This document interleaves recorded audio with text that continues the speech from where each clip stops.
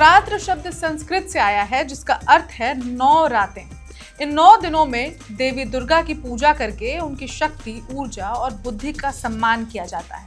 यह अच्छाई की बुराई पर जीत का प्रतीक भी है, जो देवी दुर्गा के महिषासुर राक्षस पर विजय प्राप्त करने की कथा पर आधारित है।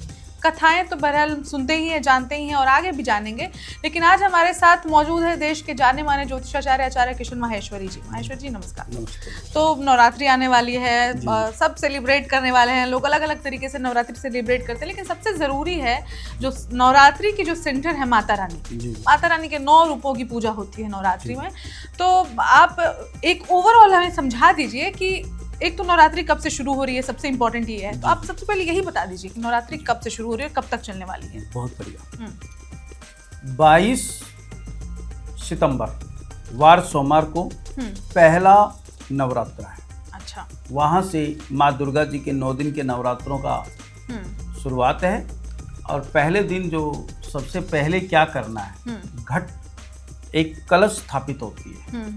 वो कलश स्थापना का जो सबसे सुंदर मुहूर्त है वो 9:15 से लेके और 11:15 के बीच में, और फिर 12 बजे तक भी अभिजीत मुहूर्त में भी कुछ लोग करते हैं। 11:15 से 12:15 तक भी आप कर सकते हैं, परंतु विशेष जो है वो 9:15 से 11:15 के बीच में कलश स्थापना का मुहूर्त है।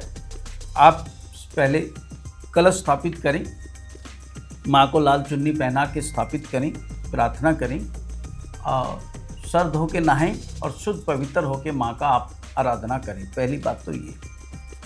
अब आपको ऋचा जी मैं एक विशेष बात बताता हूँ जो मैं काफ़ी घरों में जाके देखता हूँ, मेरी बातचीत होती रहती है उसके विषय।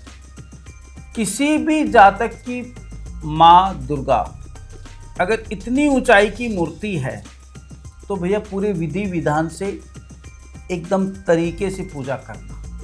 हम अपने एपिसोड में बताते हैं इससे बड़ी मूर्ति नहीं होनी चाहिए। ये 4 उंगल है, यहाँ तक की मूर्ति का विधान थोड़ा कम होता है, परंतु इससे ऊंची मूर्ति है तो समझ जाइए भैया। दूसरे में जो सबसे विशेष बात है, अगर कोई भी भगवती शेर पे बैठी है, काफ़ी लोग लाते हैं शेर पे बैठी हुई देवी, अगर उस शेर का मुंह खुला है तो भैया फिर तो संभल के ही पूजा कीजिएगा। ये एक विशेष बात आज मैंने बताने का प्रयास किया। अब ऋचा जी सबसे अच्छी बात बताते हैं। आज देश में हमारे यहाँ मानसिक पीड़ा से लोग बहुत ज़्यादा परेशान हैं, तो भैया आप ऐसी देवी लाएं या ऐसी प्रतिमा हो जो माँ शेर पे ही सवार हो और उसके हाथ में त्रिशूल हो, और वो त्रिशूल राक्षस के यहाँ लगा हुआ हो गले में। आप इस देवी की आराधना करें। कौन लोग? विशेषकर जिसकी राहु या केतु या शनि की महादशा चल रही है। आप देखिए कमाल कैसे आपका राहु केतु शनि बैलेंस होता है। अब मैं विशेष एक बात आपको बताता हूँ, उसको समझिएगा, जानिएगा और इस अद्भुत उपाय को कीजिएगा। किसी भी जातक का अगर राहु बहुत परेशान कर रहा है, राहु ने कोहराम मचा रखा है, महादशा चल रही है, अंतरदशा चल रही है, या राशि से, जैसे आजकल राहु कुंभ राशि में चल रहे हैं, वो माँ दुर्गा जी को 9 दिन लगातार एक पानी वाला नारियल, ब्राउन कलर का कोकोनट, जिसे आप लोग क्या बोलते हैं, नारियल और कोकोनट ही बोलते हैं, उसको लाल कपड़े में लपेट के पैक करके उसमें 11 रुपए रख के उस नारियल को गोदी में लीजिए। उस नारियल को एक दुर्गा चालीसा का पाठ सुनाइए, ओम दुम दुर्गाय नमः का 108 बार जाप जपें, और किसी भी मंदिर में माँ के चरणों में वो नारियल रख के आइए। 9 दिन लगातार रख के आइए। आप देखिए राहु आपका कितना सुंदर बेहतरीन होता है। एक उपाय।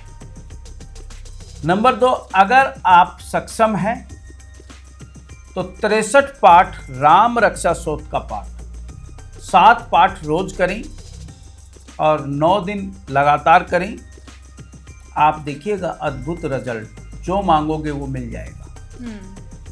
अब मैं उन भाई बहनों को ऋचा जी बताता हूँ जो कोर्ट कचहरी के चक्कर काट रहे हैं, बहुत परेशान हैं, जिनके घर के लोग कुछ जेल में हैं, हमारे पास कॉल आती रहती है, इस कारण से ये प्रॉब्लम हुई है।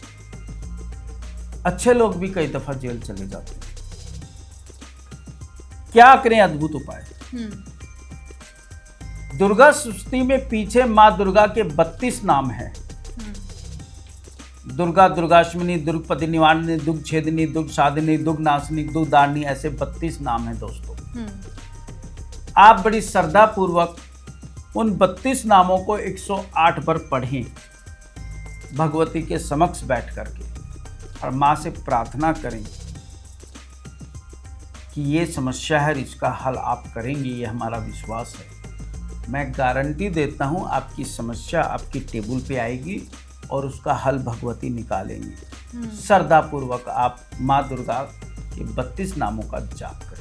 तो पंडित जी फटाफट एक ओवरऑल बता दीजिए ताकि लोग तैयारी कर लें कि किस दिन क्या माता रानी को क्या प्रसाद चढ़ाना है। जी वो भी बताते हैं ऋचा जी। एक और मैं विषय बताता हूँ, किसी की कोई मन्नत है और वो कामयाब, उसको मतलब बन नहीं रही वो बात, तो अष्टमी या बुध या शनिवार किसी नीम के पेड़ पे एक लाल रंग की चुन्नी बांध के आइए। चुन्नी नहीं है तो लाल रंग का धागा बांध के अपनी मन्नत भी कीजिए, माँ मेरा ये काम हो जाए, आपकी बड़ी कृपा है, निश्चित सफलता मिलेगी। तो माहेश्वरी जी मुझे सबसे खुशी हो रही है जो आपने अचूक उपाय बताया है कि नीम के पेड़ में जाके एक लाल चुनरी बांधनी है और माता रानी से अपने मन की जो इच्छा है उन्हें प्रकट करना है, जाहिर करना है, और मनोकामना जरूर पूरी होगी। तो आप जो भी देख रहे हैं इस उपाय को जरूर आजमाएं। छोटा सा उपाय है, बहुत सरल है, और आप पूजा पाठ करने तो जाते ही हैं, नीम का पेड़ हर माता रानी के मंदिर में अक्सर मिल ही जाता है। तो ये उपाय करें और इस वीडियो को अपने सभी दोस्तों, फैमिलीज, जितने भी ग्रुप्स हैं हर जगह शेयर करें ताकि सभी इस अचूक उपाय को करके माता रानी के इन 9 दिनों में अपने मनचाहे जो भी उनकी इच्छा है उसको पूरी कर सकें और खुशहाल जीवन व्यतीत कर सकें। तो इस एपिसोड में इतना ही, लेकिन नवरात्रि के भी और बहुत सारे हम एपिसोड और बहुत सारे वीडियोज़ लेकर आएंगे। आप वन इंडिया देखते रहिए। तो इसी के साथ आज के इस एपिसोड में इतना ही। बाकी और वीडियो के लिए बने रहिए वन इंडिया के साथ। नमस्कार। Subscribe to One India and never miss an update. Download the One India app now.